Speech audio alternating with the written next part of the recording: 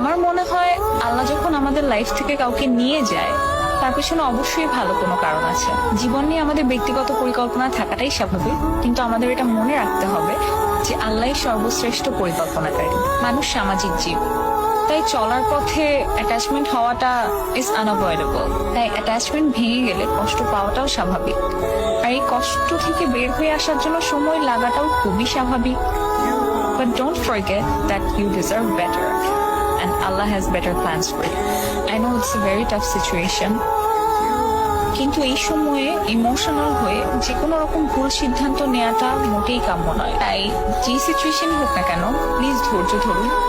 সেই মানুষটি যদি আপনার জন্য পারফেক্ট হতো, তাহলে আল্লাহ কখনোই হয়তো বা তাকে আপনার জীবন থেকে নিয়ে যেত না।